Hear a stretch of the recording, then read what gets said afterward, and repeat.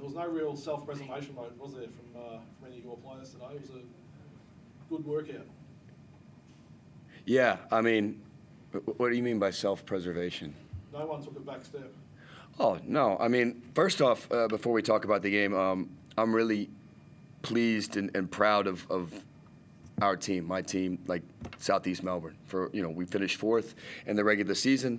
It's a really big accomplishment from where they came from. I just told these guys in the locker room, super proud of them. A great regular season, and now it's time for the playoffs. And it's a new season for everybody.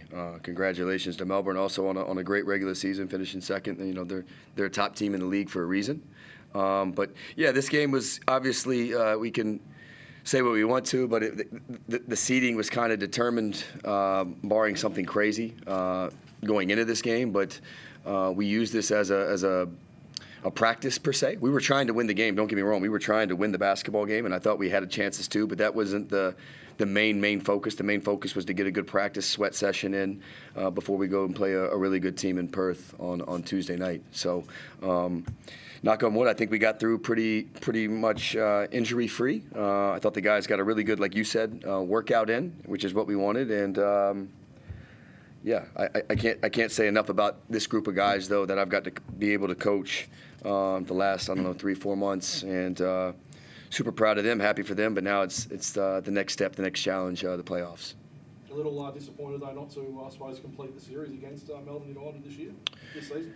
Yeah, I mean, don't get me wrong. We wanted we would have loved to finish the series off 3-1, and we were trying to take nothing away from them. They won the basketball game. It's not like we said, here, you have the game. They won the game. But I think in the end, get through this game injury-free, guys getting the sweat in, get competitiveness in. That was the main focus. But always when you jump the ball up and you're competing, that thing goes, we're trying to win the game. And had a lot of good performances, a lot of great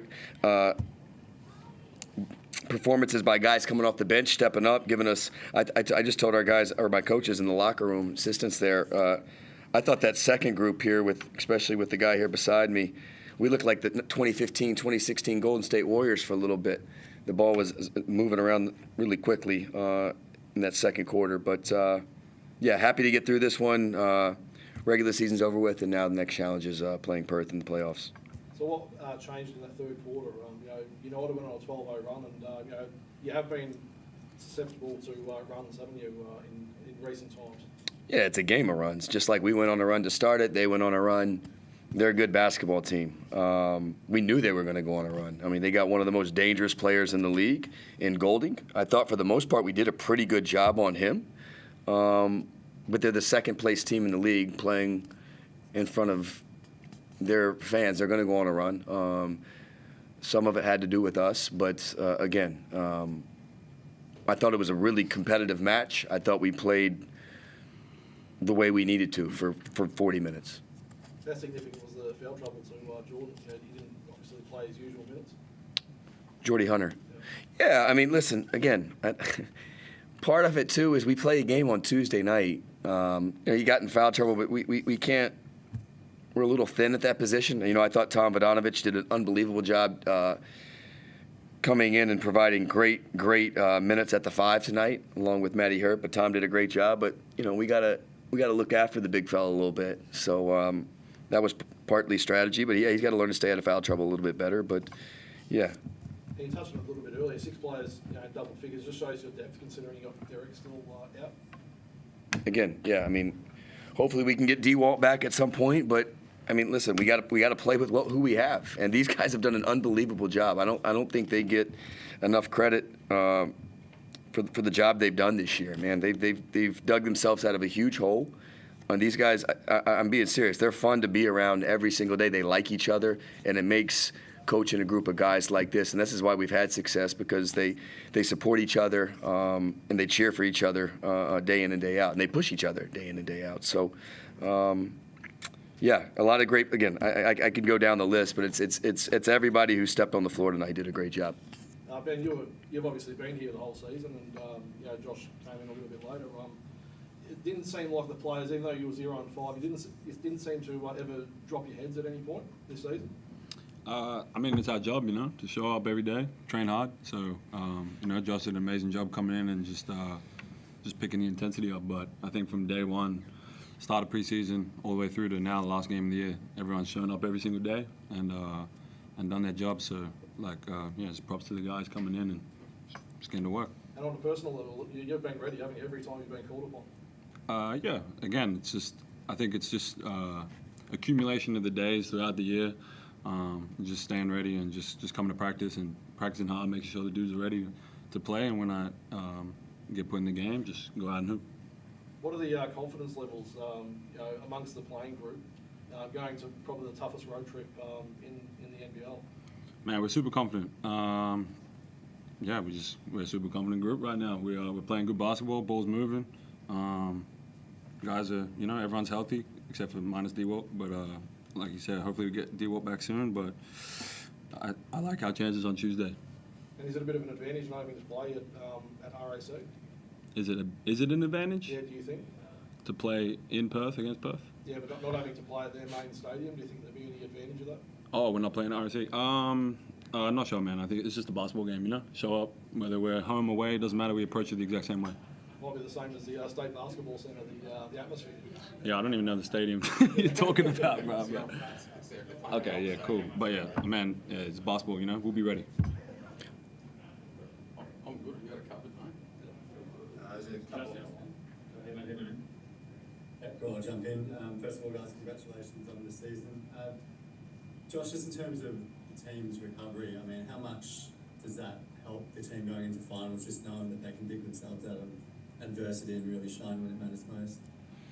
Yeah, like I said, these guys have done that all year long. They're battle tested. And like I said, now it's playoff basketball. Playoff basketball is different.